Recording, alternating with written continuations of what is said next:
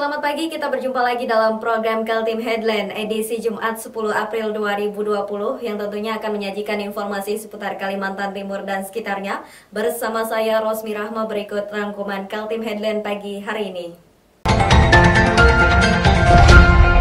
DPRD Kaltim menyetujui usulan Pemprov Kaltim mengenai anggaran refocusing penanganan COVID-19 sebesar 388,5 miliar rupiah. Bupati Kutai Timur Ismunandar menyambut gembira atas kesembuhan pasien positif corona asal Kutim. Kita awali Kaltim Headline edisi pagi ini mengenai pasien positif di Kalimantan Timur bertambah lagi 1 orang. Pasien terbaru ini adalah seorang lelaki yang bekerja di Jakarta. Ketika ditugaskan ke Kutai Timur, ternyata yang bersangkutan mengalami keluhan gejala COVID-19. Berikut informasinya. Di balik kabar gembira, kini ada 6 pasien yang dinyatakan sembuh setelah positif terinfeksi virus corona. Pertambahan pasien positif di Kalimantan Timur bertambah lagi. Seorang lelaki berusia 54 tahun kini diamankan di ruang isolasi RSUD Abdul Wahab Syarani, Samarinda. Kasus berasal dari Kutai Timur atau KTM 4. Ini adalah laki-laki 54 tahun. Ya. Merupakan dia warga Jakarta yang bekerja di Kabupaten Kutai Timur, memiliki keluhan pilek, sakit tenggorokan, dan juga ada sesak napas, dan memiliki gambaran pneumonia.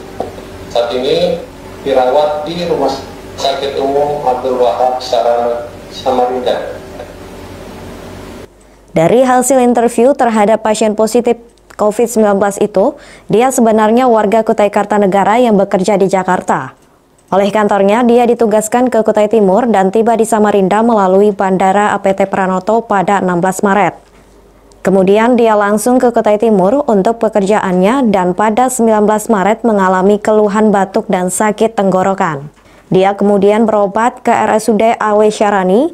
Waktu itu dia disarankan isolasi mandiri. Atas saran itu dia pulang ke rumah orang tuanya di Kutai Kartanegara. Namun karena tak sembuh juga, dia berobat kembali ke RS Dirgahayu. Dari sana kemudian dirujuk kembali ke RSUD AW Syarani dan sekarang hasilnya positif. Berjalan dan melakukan isolasi mandiri di rumah sehingga pasien pulang ke rumah orang tuanya di Kutai Kartanegara. Panjang nih perjalanannya. Pada 6 Maret pasien kembali berobat ke dokter praktek di Samarinda, ya, karena batuk tidak berkurang dan timbul keluhan lain yaitu pilek, sakit tenggorokan, dan sesak napas. Disarankan oleh dokter untuk ke rumah sakit. Selanjutnya pasien berobat ke Rumah Sakit Dirgahayu pada tanggal 26 Maret. Tanggal 26. Pada tanggal 27 Maret pasien dirujuk ke Rumah Sakit Abdul Wahab Syarani untuk menjalani fotokorat dan hasil fotonya menggambarkan adanya pneumonia. Ya, pasien dilakukan perawatan di ruang isolasi di Rumah Sakit Abdul Wahab Syarani. Nah, pada tanggal 8 April hasil laboratoriumnya dari kita terima terkonfirmasi positif COVID-19. Tanpa saya dirawat di ruang isolasi dan kondisinya stabil. Data per 8 April 2020, saat ini di Kalimantan Timur terdapat total 32 pasien positif dengan 6 dinyatakan sembuh dan 1 meninggal dunia. Sementara jumlah pasien dalam pengawasan atau PDP menunggu hasil laboratorium ada 68 orang. Tim Kaltim TV melaporkan. Informasi selanjutnya, DPRD telah menyetujui usulan pemerintah mengenai anggaran refocusing penanganan COVID-19 di Kalimantan Timur. Usulan Pemprov Kaltim sebesar 388,5 miliar tidak banyak diperdebatkan lagi. DPRD meminta Pemprov melengkapi data detail mata anggaran yang dipangkas. Berikut informasinya. Gubernur Kaltim mengusulkan anggaran refocusing penanganan pandemi COVID-19 sebesar 388,5 miliar rupiah lebih. Dana itu diperoleh dari APBD Kaltim tahun 2020 dengan cara memangkas beberapa mata anggaran yang sudah tersedia namun dianggap tidak terlalu urgent lagi di saat terjadi pandemi COVID-19. Anggaran yang dipangkas diantaranya adalah perjalanan Dinas Pegawai Negeri Sipil sampai Gubernur dan Wagub serta anggota DPRD Kaltim. Kemudian membatalkan dana hibah KONI dan pelaksanaan PENAS serta beberapa sektor lainnya. Anggota DPRD Kaltim Sutomo Jabir mengakui sudah ada rapat kedua mengenai anggaran refocusing itu. Rapat kedua dilakukan secara telekonferensi dipimpin Ketua DPRD Kaltim Makmur HAPK dan pihak pemerintah diwakili oleh TAPD Tim Anggaran Pemerintah Daerah Pemprov Kaltim. Hasil rapat DPRD Kaltim setuju dengan alokasi dana penanganan COVID-19 sebesar 388,5 miliar rupiah lebih itu. DPRD hanya meminta agar segera dilengkapi data-data mengenai mata anggaran yang dipangkas, serta pendistribusian anggaran untuk menangani COVID-19. Kalau angkanya, nominalnya kita sepakat itu 385 miliar. Poin-poinnya misalnya untuk penanggulangan kesehatannya di mana, untuk efeknya, dampak sosialnya apa-apa itu kan belum, datanya juga mereka belum lengkap, berapa jumlah ininya mungkin saja bisa membengkak, sehingga angka-angka itu masih bisa digeser nanti perjalanan ke depan, kita diskusi-diskusi lagi. Setelah rapat anggaran itu masih ada pembahasan tentang alokasi mata anggaran baru yang masuk dalam refocusing.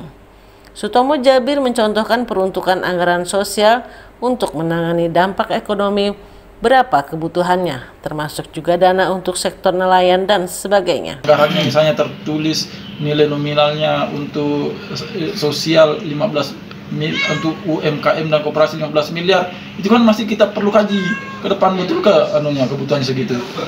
Kelautan dan perikanan berapa tadi itu? Agak besar 32 miliar, betul ke kebutuhan apa itu lebih penting dibanding yang lain atau bagaimana? Kalau misalnya itu tidak terlalu penting, nanti kita geser lagi. Begitu pos-pos anggaran yang lain. Tim Kaltim TV melaporkan.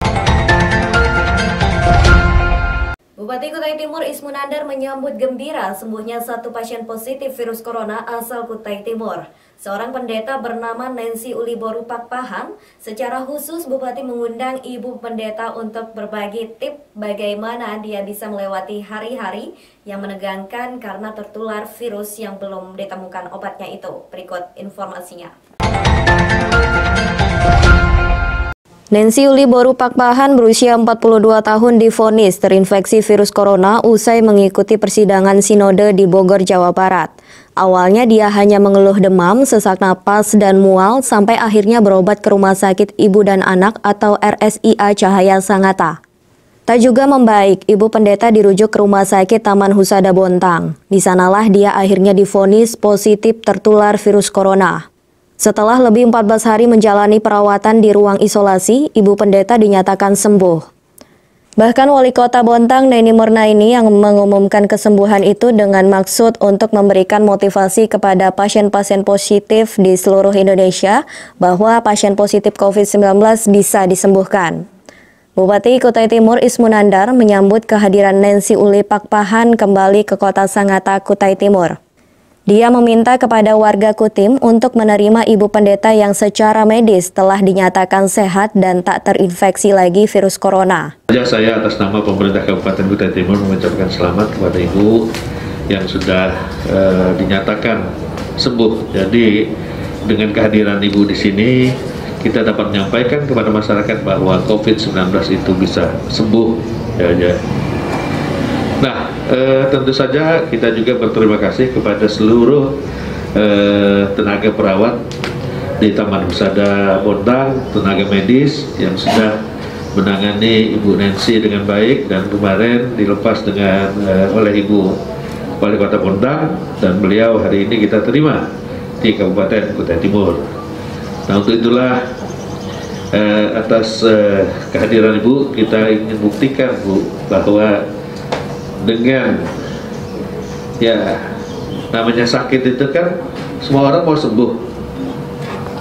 Nah, artinya ada keyakinan kita bahwa kita harus sembuh, dan Mungkin nanti ada beberapa kiat yang Ibu sampaikan bagaimana kita untuk menaikkan imun kita. Mudah-mudahan ini menjadi pembelajaran untuk kita semua. Perjuangan Nancy Borupakpahan melawan virus corona menjadi inspirasi bagi pasien-pasien positif lainnya. Walaupun sempat tertekan karena dia merasa sebagai pembawa virus yang belum ada obatnya. Dia berkali-kali memanjatkan terima kasih kepada jajaran pemerintah Kutai Timur, pemerintah Bontang, tim medis selama dia dirawat di Rumah Sakit Ibu dan Anak Cahaya Sangatta, dan juga di Rumah Sakit Taman Husada Bontang. Karena akhirnya saya boleh keluar dari ruang isolasi dan berada di tengah Bapak Ibu sekalian pagi ini, itu semua karena Tuhan. Saya tidak tahu bagaimana saya melewatinya tanpa dia, dan kami berterima kasih kepada pemerintah Kota Tim, karena walaupun saya di Bontang terus diawasi, terus dikontrol, begitu juga dengan keluarga saya sangat berterima kasih. Dan saya juga walaupun di ruang isolasi sering melihat medsos dan melihat bagaimana pemerintah berusaha untuk memutus rantai COVID-19, dan kita harus dukung usaha pemerintah. Dan yang kedua, terima kasih untuk Rumah Sakit Cahaya, juga Dinas Kesehatan yang terus dari kemarin yang ikut ubek-ubek tanya gimana ya, ikut repot.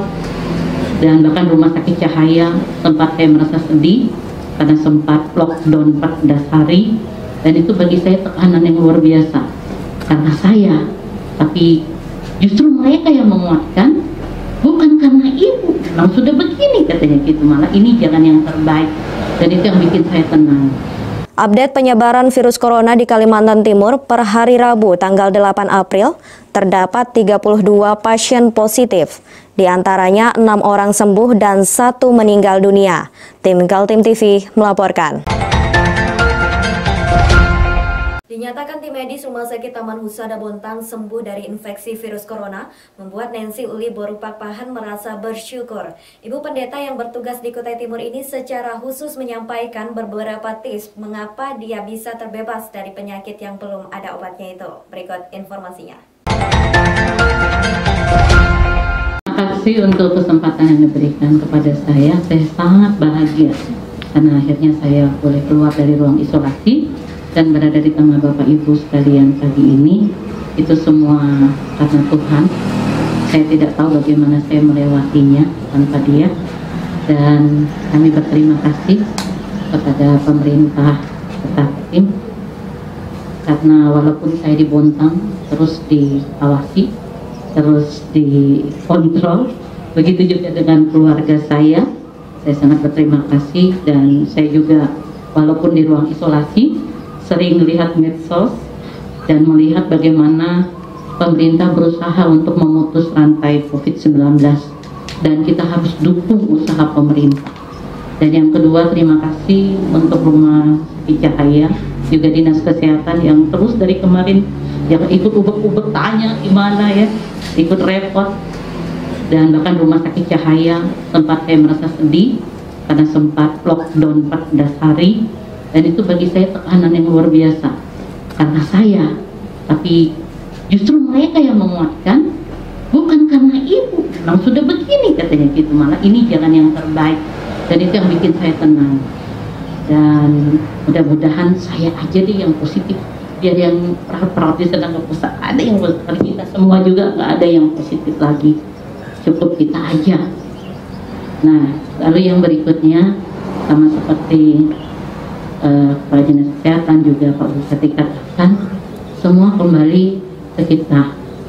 Jadi bagaimana menaikkan imun itu bukan hanya sekedar minum vitamin, tetapi ternyata berpengaruh terhadap pikiran. Karena saya ketika di ruang isolasi seminggu pertama Pak, emosinya turun naik, imannya juga turun naik Pak. Karena apa? Ketika saya lihat medsos, saya turun lagi, drop lagi. Terus ketika saya tutup medsos, saya lihat sinetron, saya naik lagi gitu ya, saya berdoa naik lagi. Jadi berpengaruh sekali itu terhadap imun kita, ketenangan, jangan panik. Ini bisa sembuh kok, bukan penyakit. Mungkin Bapak Ibu kebanyakan nonton video Wuhan kali. Iya, kan pertama kali yang muncul kan video Wuhan. Tiba-tiba orang, wah di jalan, di jalan. Jadi kita langsung punya stigma, ngeri sekali di COVID-19. Padahal nggak harus gitu juga. Memang tidak begitu ya Pak Dokter ya. Semua kan ada proses. Mula-mula dia batuk, nggak ada tiba-tiba dia jatuh di jalan. Dia batuk dulu, periksa, terus dia kemudian sesak, baru mungkin dirujuk ke COVID-19. Seperti itu, nggak ada. Jadi karena kita sudah pertama kali nonton video itu, akhirnya kita, wah, ngeri sekali ya. Jadi kita panik. Dan panik itu membuat tekanan dalam pikiran kita sehingga berpengaruh terhadap imun kita. Jadi ada 3 hal yang saya pelajari di ruang isolasi. Yang pertama, iman. Mendekatkan diri kepada Tuhan dalam doa itu menambah ketenangan kita. Kita percaya bahwa ini akan berlalu. Juga membuat kita juga mendoakan orang lain. Jadi jangan hanya berpikir takut, khawatir, doa dong. Doakan dinas kesehatan, doakan pemerintah, doakan perawat-perawat dan dokter di garda depan, dan doakan kita juga supaya kita nggak kena. Jangan menjustis orang atau menstigma orang negatif. Isi dengan hal yang penuh dengan iman, itu membuat kita jadi lebih baik, lebih positif. Yang kedua, hikmah. Banyak orang yang nggak berhikmat sekarang. Apapun akan disediakan medsos. Tinggal Bapak Ibu menyaring mana yang hoax, mana yang betul-betul sumber terpercaya dan harus kita ikutin. Nah, kalau kita hanya dengar hoax, akhirnya kita panik sendiri, bingung sendiri. Akhirnya apa yang terjadi dengan kita? Bukannya yang positif terjadi. Nah, kalau ditanya, ya Pak, banyak yang bohong ya, karena takut. Wah, nanti aku ditanya begini, makanya aku bohong, aku enggak dari luar kota. Kenapa takut? Karena menganggap itu aib dan sebagainya, karena faktor medsos tadi yang terus masuk dan tidak selalu efeknya baik. Jadi berhikmat tuh di situ memilah-milah info. Mana yang benar-benar dari sumber terpercaya, itu yang menguatkan kita. Saya sering ini Pak, nonton video ahli virus itu, Pak Muhammad, Profesor Muhammad. Nah, itu yang bikin saya semangat. Oh gitu rupanya. Kan kalau informasi itu baik dan bagus, kita jadi berpikir positif dan kita semangat, kita sembuh. Kalau itu negatif selalu bikin kita wah, akhirnya kita nggak bisa sembuh. Jadi berhikmat, hati-hati dengan informasi yang tidak benar atau hoax. Nanti kita harus pakai bawang merah, dan ini akhirnya semua borong bawang merah di pasar, habis dah. Padahal enggak itu ya Pak ya. Nah, yang ketiga, kasih. Jadi kita melakukan social distance, menjaga jarak atau tinggal di rumah, itu bukan ya, kan budaya kita nih Pak, budaya gotong royong, ramah tamah gitu ya Pak. Jadi rasanya kalau kita diisolir seperti itu rasa gimana gitu, enggak. Tapi itu justru bentuk kasih kita kepada sesama.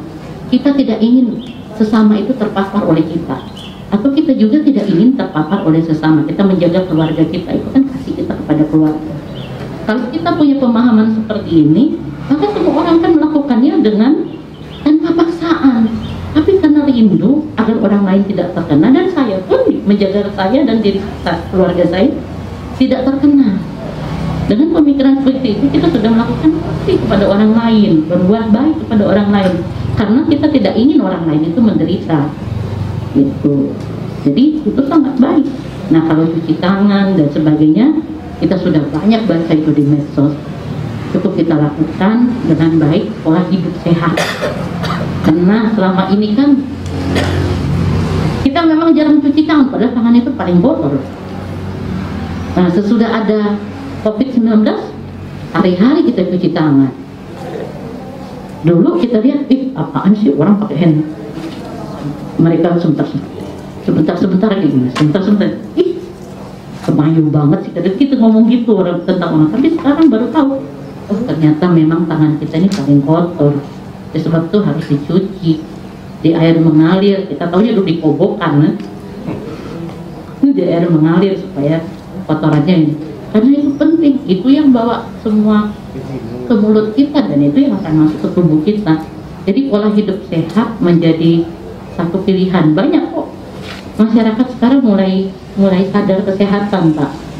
Dan itu sangat baik. Jadi kita lihat dampak positif dari wabah ini, itu ternyata bawa efek baik kepada kita semua. Jadi jangan hanya lihat yang buruk-buruk saja. Ternyata banyak hikmah kok. Banyak hikmah yang kita peroleh dari wabah ini. Jadi kita saling menjaga, keluarga juga semakin harmonis, karena kumpul terus di rumah, ya kan? Banyak juga yang jadi positif kan begitu. Maksudnya positif hamil. Bukan positif corona gitu kan, karena ketemu terus biasanya kerja masing-masing kan, ini jadi semakin dekat suami istri, anak, orang tua dan sebagainya, itu kan baik. Jadi itu saja Pak yang bisa saya bagikan kepada teman-teman, juga kepada masyarakat.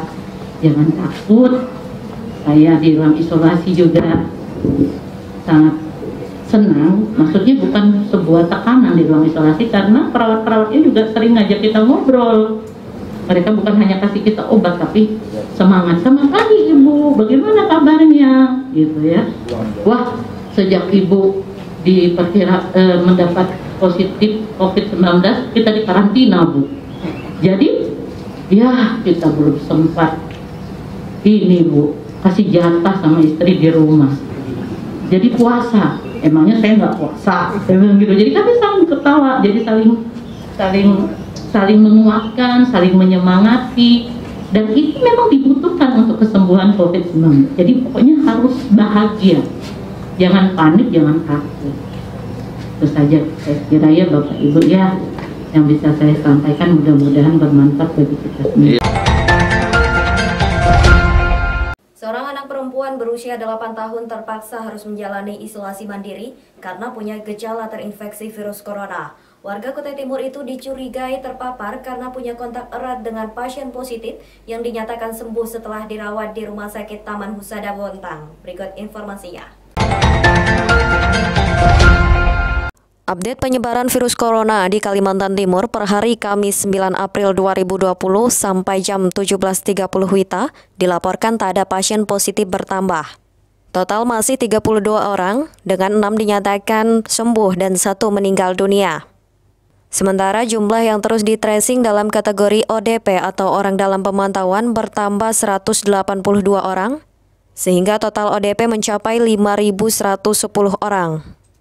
Jumlah yang telah selesai dipantau 2.319 orang dan masih dalam pemantauan 2.197 orang. Penambahan terjadi juga untuk PDP atau pasien dalam pengawasan, yakni sebanyak 5 orang, di mana 3 diantaranya adalah laki-laki di kota Samarinda. Ketiga pasien adalah hasil tracing klaster Goa, yaitu peserta yang mengikuti acara Istimewa Tablik di Kabupaten Goa, Sulawesi Selatan. 2 lagi PDP adalah warga Kutai Timur, 1 orang anak perempuan berusia 8 tahun, punya riwayat berhubungan erat dengan pasien positif yang telah dinyatakan sembuh setelah dirawat di RS Taman Husada Bontang. Belum ada keterangan apakah anak berusia 8 tahun itu adalah anak dari pasien positif yang telah sembuh. Tim gugus tugas seperti disampaikan PLT Kepala Dinas Kesehatan Kaltim Andi Muhammad Ishak saat telekonferensi dengan wartawan Kamis 9 April 2020 baru menemukan gejala pada anak itu. Sedangkan ketika diperiksa dengan rapid test hasilnya negatif. Tim sudah mengirim hasil tes ke laboratorium untuk mengkonfirmasi hasil. Sedangkan 1 orang lagi yang dinyatakan PDP di Kutai Timur adalah seorang remaja berusia 17 tahun yang punya riwayat perjalanan ke Yogyakarta. Kedua pasien dalam pengawasan itu sudah melakukan isolasi mandiri di tempat masing-masing. Terkait dengan penambahan PDP, sebagai kasus, ini berasal dari 2 kabupaten kota. Pertama, 3 kasus penambahan dari kota Samarinda. 3 kasus ini merupakan laki-laki berusia 22 tahun, 50 tahun, dan juga 50 tahun. Ketiganya merupakan pelaku perjalanan dari luar, masing-masing dengan keluhan demam, batuk, sesak napas, dan sekarang dirawat di Rumah Sakit Umum Abdul Wahab Sarani. Kemudian yang kedua, penambahan 2 kasus ada di Kutai Timur. Satu kasus merupakan perempuan 8 tahun yang merupakan kontak erat dari KTM 2 yang memiliki keluhan batuk ya, dan juga ada gambaran bronkopneumonia. Pasien melakukan isolasi mandiri di rumah. Dan satu kasus lagi adalah perempuan 17 tahun merupakan pelaku perjalanan dari Yogyakarta, memiliki juga keluhan demam, batuk, pilek, dan sakit tenggorokan. Yang bersangkutan juga melakukan isolasi mandiri di rumah. Dari data-data penyebaran virus corona, Andi Muhammad Ishak mengatakan saat ini terbukti tingkat penularan di masyarakat masih tinggi.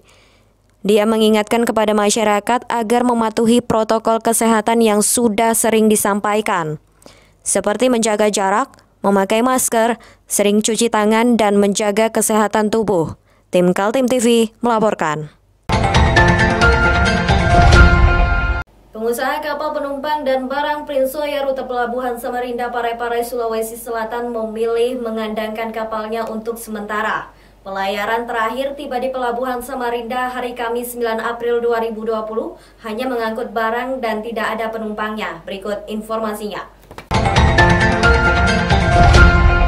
Didesak berbagai pihak agar tak membawa penumpang dari Sulawesi sebagai dampak dari penyebaran virus corona, membuat pengusaha kapal Haji Saraping Bedu mengandangkan kapalnya Prinsoya untuk sementara.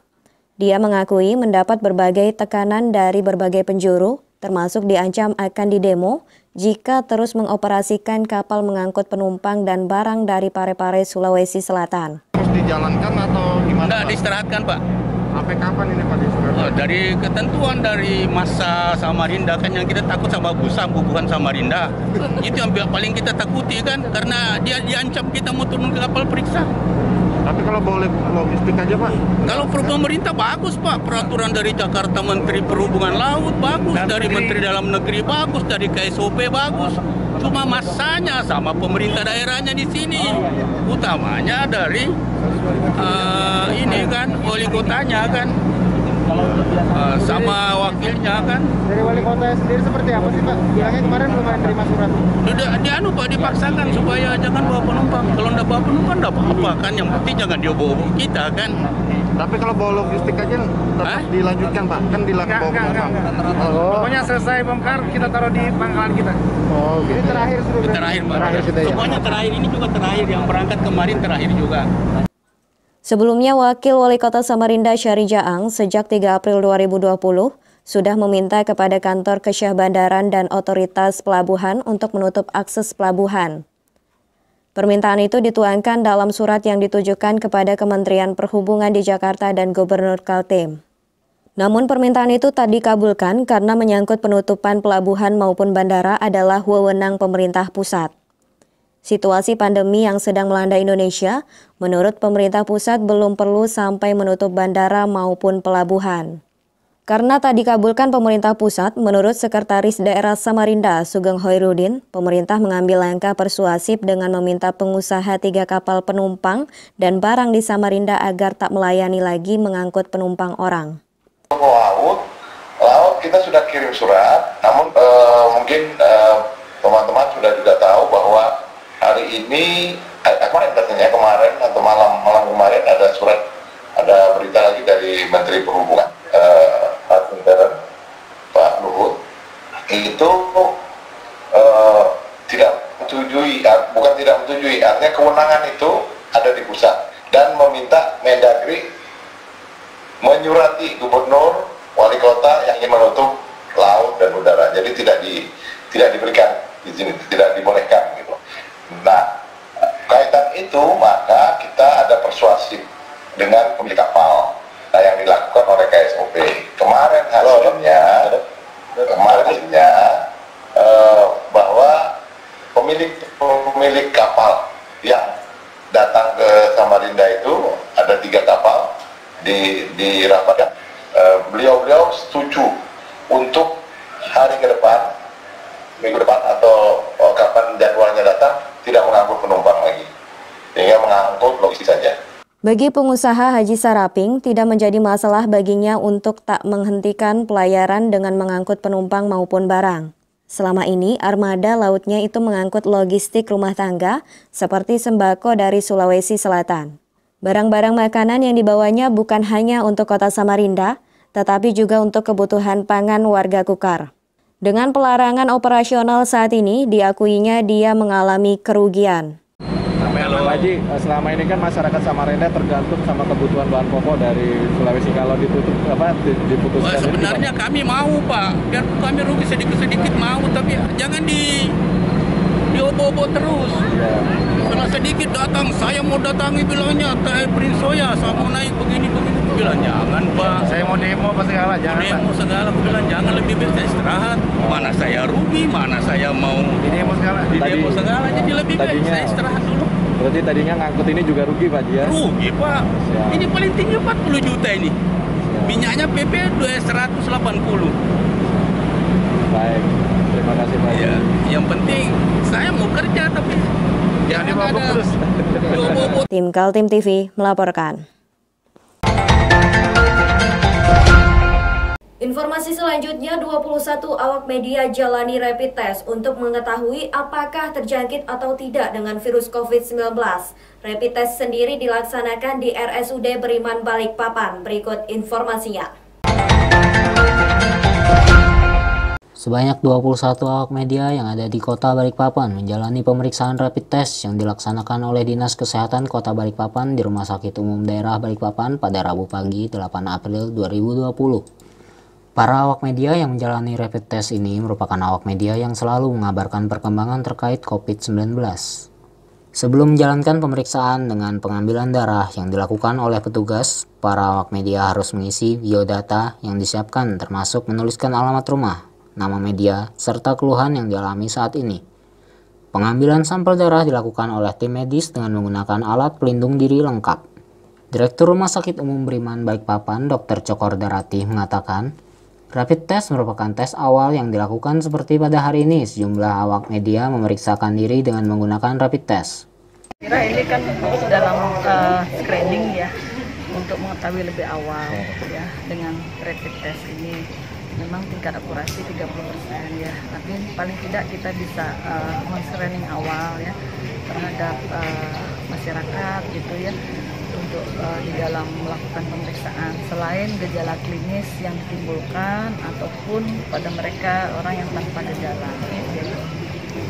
Dan ketika nanti diketahui hasilnya positif, tentunya kan perlu pemeriksaan lebih lanjut ya, dengan pengambilan swab ataupun jika ada gejala setelah dilakukan pemeriksaan oleh dokter perlu perawatan ya, harus dirawat. Berapa jam Bu untuk mengetahui hasil rapid test ini? 15 menit sudah selesai. 15 menit ya. Hanya ini kan yang diperiksa ini nanti secara kolektif. Hasil kita laporkan kepada Dinas Kesehatan. Untuk hasilnya sendiri akan bisa diketahui 15 menit kemudian. Hanya saja penggunaan rapid test ini tingkat keakuratannya hanya 30%. Jika positif, maka akan dilakukan swab kembali dan yang positif akan dilakukan perawatan. Tim Kaltim TV, Muhammad Idris, melaporkan dari Balikpapan. 5 tersangka jaringan narkoba yang kerap beroperasi di pelabuhan dibekuk Ditpol Airut Polda Kaltim. Dari tangan para tersangka, polisi berhasil amankan sabu sebanyak 42,37 gram yang telah terbagi di 86 paket. Berikut informasinya. 5 orang tersangka kepemilikan sabu-sabu digiring petugas Ditpol Airut Polda Kaltim untuk melihat secara langsung pemusnahan yang dilakukan. Narkoba jenis sabu-sabu ini merupakan hasil pengungkapan pada 21 Maret yang lalu. Kelima tersangka yakni Ripaldi Akbar, Haidir Alamsyah Suryansah, dan Dodi. Barang bukti berupa sabu-sabu seberat 42,37 gram ini terbagi menjadi 86 paket hemat siap edar. Satu persatu bungkus sabu dibuka dan dimasukkan di wadah plastik, kemudian diaduk dan dibuang ke dalam toilet. Pemusnahan sabu juga dihadiri oleh Kejaksaan Negeri Balikpapan. Ditpol Airut Polda Kaltim Kombes Pol Omat mengatakan, sabu yang dimusnahkan merupakan hasil pengungkapan di Kota Samarinda oleh Ditpol Airut Polda Kaltim. Dan perang melawan narkoba bukan hanya petugas, namun masyarakat juga harus berperan. Kita telah selesai melaksanakan pemusnahan barang bukti berupa sabu-sabu, ya, berat kurang lebih 43,41 gram. Kurang lebih ada 88 paket kecil. Ini adalah hasil operasional Subdit Gakum Ditpol Polda Kaltim, ya, bersama dengan Kapal Alio, ya, Mabes Polri, TKP di wilayah Kota Samarinda, ya, alhamdulillah. Mudah-mudahan ke depan untuk narkoba yang ada di wilayah perarian khususnya Polda Kaltim ini lambat laun tidak ada, ya, kita tindak tegas, di mana hal ini adalah suatu komitmen Bapak Presiden kita juga bahwa kita menyatakan perang besar terhadap narkoba ini. Alhamdulillah untuk proses penyidikan, ya, tidak ada hambatan, dengan rekan kita juga dari Kejaksaan bisa bersinergi, ya. Alhamdulillah selama ini, ya, kita ikuti juga di Polda kan, di narkoba, di satker juga gencar-gencarnya, karena kalau lihat perkembangan memang saat ini data BNN itu kurang lebih 15.000, ya, generasi muda yang meninggal sia-sia. Polisi masih mencari bandar besar dari kelima tersangka. Kelima tersangka dikenakan pasal peredaran narkoba dengan ancaman di atas 5 tahun penjara. Muhammad Idris melaporkan dari Balikpapan. Demikian Kaltim Headline pagi hari ini. Jangan lupa untuk ikuti kami melalui channel YouTube dan fanpage Facebook Kaltim TV. Saya Rosmi Rahma bersama kerabat kerja yang bertugas pamit undur diri. Kaltim TV, siaran kemajuan.